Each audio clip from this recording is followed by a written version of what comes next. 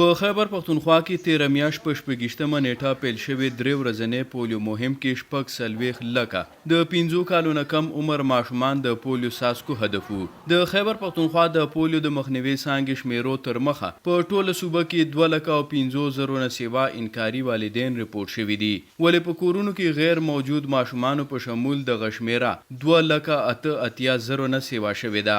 د خیبر پښتونخوا د ټیکو څانګې ډیپټي ډایرکټر ډاکټر محمد سلیم وینا تر مخه په ټوله صوبه کې د پولیو څاڅکو په هکله بیلابیل نوعیت انکاري والدین موجود دي. دا والدین د لږې ناپوهۍ او بېغورۍ له وجې خپل ماشومان تل عمري معذوره کوي. خلکو کې چونکې د شعور او د پوهې کمی دی، نو د دې د وجې نه هغه خپل ماشومان لکه د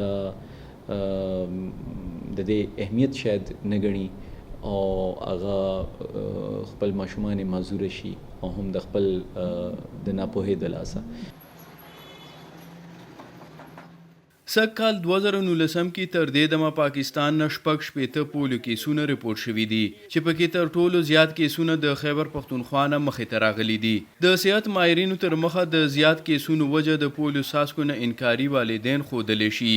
بلخوا د پولیو دپاره وزیر اعظم سلاکار بابر بن عطا خپل ټویټر د لارې یو ویډیو پیغام کې په ملک او په خصوصي توګه خیبر پښتونخوا کې د پولیو پرله پسې کیسونو په اړه ویلي چې په صوبه کې د پولیو وایرس مثبت ماحولیاتي نمونو او زیات انکاري والدینو له وجې پولیو وایرس په سیمه کې پنجې خښې کړي دي. هغه وایي تر څو چې هر 15 کالو نه کم عمر ماشومانو ته پولیو کترې نه وي رسېدلي، نو ماحول نه به پولیو وایرس خاتمه ډېره ګرانه وي. तो जब तक आप उन बच्चों तक नहीं पहुंचते जो हर दफा पोलियो मुहिम में आपसे मिस हो जाते हैं, तो उस वक्त तक माहौल को क्लियर नहीं कर सकते. जैसी माहौल को हमने क्लियर कर दिया, केसेस खुद ब खुद खत्म हो जाएंगे. तो याद रखिएगा कि रियल परेशानी का जो बायस होता है पोलियो मुहिम में, वो होता है पोलियो वायरस जो कि गटर के पानी में नजर आता है. तो माहौल से खत्म करना जरूरी है. उसके लिए आला सतह मुहिमात जो है वो सर्दियों के महीने में चलाई जा रही हैं. په خیبر پښتونخوا کې د نړیوالې صحت ادارې په شمول نیشنل نیوټریشن سروې رپورټ تر مخه صوبه کې سږ کال 88% ماشومانو ته پولیو په شمول روټین ټیکې لګولې شوي، کوم چې تیر کال 55% و. د روټین ټیکو فیصدي کې بهترۍ باوجود هم د نړیوال صحت معیار نه ډیر ښکته دی.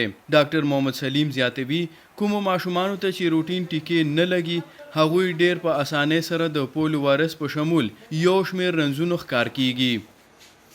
ظاهر ده که زمونږ په کمپین ښه کوالټي نه شوي یا د ماشومان ته کترې نه رسېدلي یا هغه ماشومان چې کوم ته روټین ایمونایزیشن کې لکه د هغو د حفاظتي ټیکه جات والا ډوزز هغو ته نه میلاو شوي، نو دغې ماشومانو کې چونکې ایمونټي ګیپس پاتې شي، نو ظاهر ده دا وایرس هغه ماشومان لټوي چې کوم ماشوم کترې اغستی او کم ماشوم حفاظتي ټیکه جات خپل په وخت باندې اغستی، نو هغه ماشوم باندې که د حمله وکړي نو ناکامه شي.